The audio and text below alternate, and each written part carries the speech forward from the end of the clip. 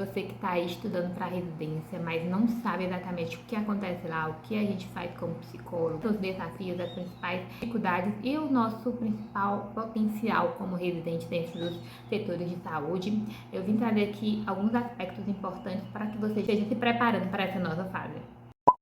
Oi gente, eu sou a Sara, eu sou psicóloga especialista em cuidados intensivos e ex-residente, e esse canal é para falar sobre psicologia hospitalar, saúde pública, residência e mais. Sei que você está se preparando para entrar na residência, mas provavelmente você não sabe muito sobre o que acontece lá, como é que é estruturado, como são organizados os programas, vai mesmo porque gosta da área ou porque tem algum interesse especial em alguma questão envolvendo a bolsa, né, o valor financeiro, que é muito bom, e também por conta da especialização em si. Mas se você nunca teve contato com a saúde pública, nem com a psicologia hospitalar e vai querer entrar na residência, não se preocupe, eu vou dar aqui algumas dicas do cenário que você possivelmente vai encontrar, e aqueles que já entraram já sabem como é mais ou menos o que acontece. A primeira coisa que eu quero falar aqui para vocês é uma das coisas principais dentro da residência, que é a carga horária. Sim, você vai ter 60 horas semanais, até agora essa é a estrutura da residência. E essas 60 horas semanais são divididas em 5 dias na semana, de forma geral. Entretanto, você pode sim ter alguns programas em lugares do Brasil onde você vai sim trabalhar sábado ou domingo, a depender da estrutura desse local, a estrutura dessa instituição, tá? Normalmente as instituições de saúde primária, da atenção básica, elas não funcionam sábado e domingo, mas alguns hospitais, em alguns outros lugares, eles funcionam. Se existe profissional ali trabalhando, há sim a possibilidade de você, como residente, estar atuando. Nossa atuação, de forma geral, de acordo com normas que envolvem a estrutura das residências, nós trabalhamos só quando existem profissionais ali naquele setor, no horário em que nós estamos. Dependendo aí de como é a estrutura do seu programa, pode ser que você trabalhe sábado e domingo também. Quando a gente fala em 70 horas semanais, existe sim uma certa flexibilidade de você não necessariamente chegar às 7 horas e sair 7. Você pode até chegar às 7h30 e sair 6h30, por aí, a depender aí do seu programa. Mas, mesmo assim, passar esse tempo todo dentro do hospital, ele vai te exigir muito esforço físico e mental.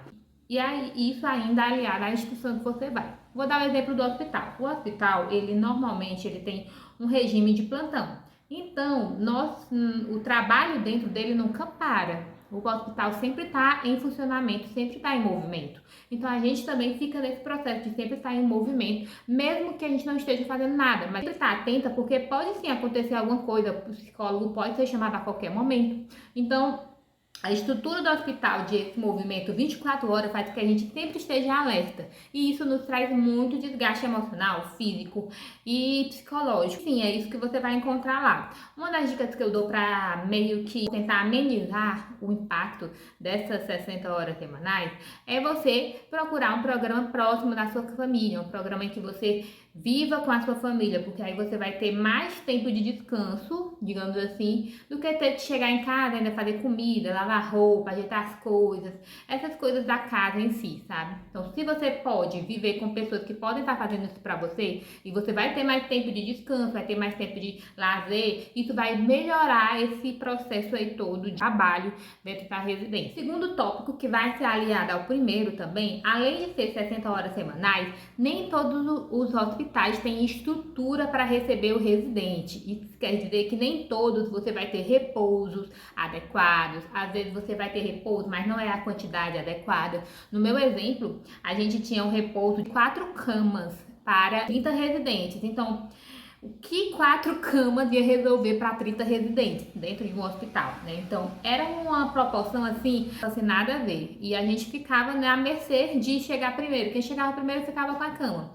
E não existia outros espaços de descanso no hospital. Era um hospital normal, não tinha espaço de descanso. A gente ficava meio que largado ali em qualquer lugar que a gente encontrasse para sentar e ficar. Então, não existia descanso durante o dia. E fazia com que ficasse cada vez mais estressante, mais desgastante o processo de ficar lá o dia todo. E o que eu dou a dica em relação a isso, né?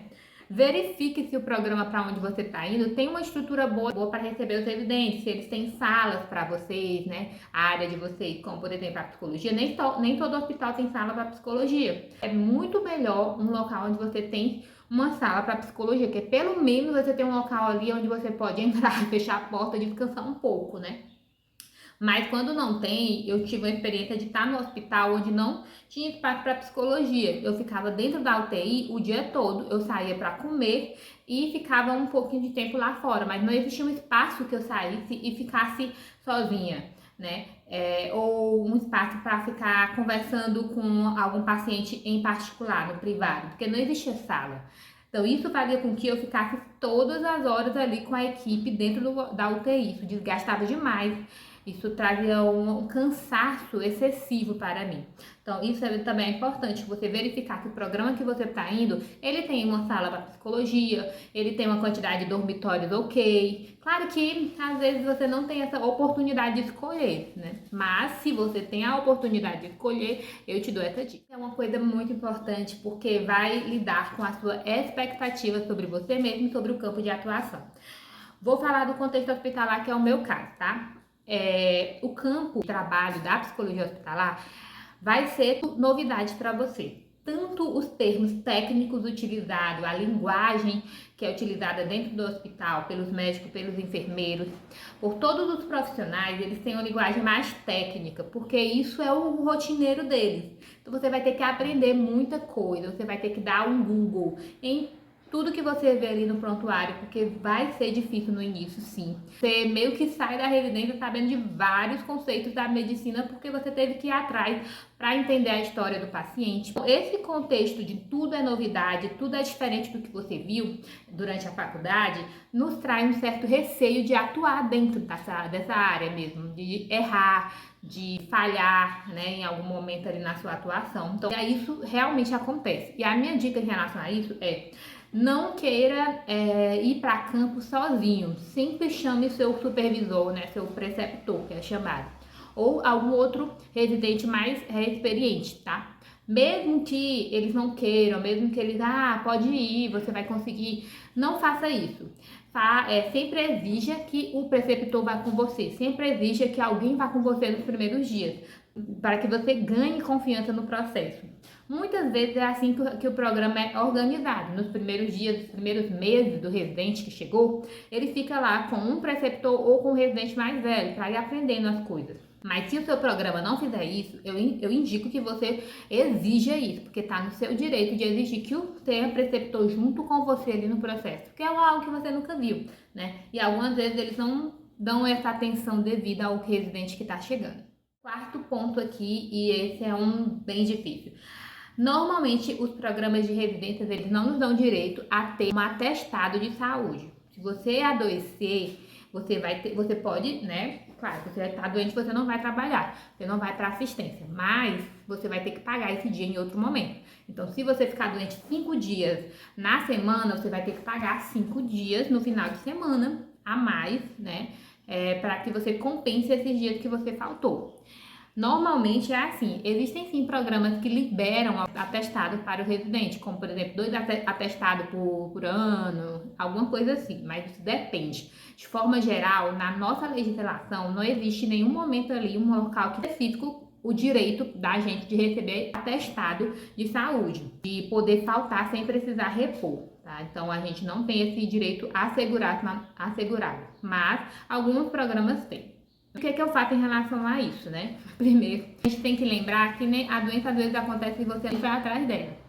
Então, converse com seu preceptor, converse com a equipe de saúde que você está, tente manejar isso de alguma forma, tente nunca faltar por motivos aleatórios, porque aí quando você realmente precisar de uma falta, você vai conseguir remanejar ela no final de semana, sem ter usado já esse final de semana para outra coisa de forma aleatória. Sempre tenha isso em mente se o seu programa ele não te dá abertura para faltar. O quinto ponto aqui é falar sobre os nossos aprendizados. A residência é um estilo de programa, um estilo de aprendizado na prática, né? Então, esse processo que a gente chega lá sem saber de nada, vai sair da residência sabendo tudo sobre o nosso ambiente de trabalho. Sabendo atuar, sabendo quais são os principais conceitos, quais são os principais desafios, porque realmente nós aprendemos ali na prática. Muitos aprendizados e os desafios que você encontra. Você dá de cara com o setor público de saúde. E aí você sabe se você vai querer seguir ou não nessa área.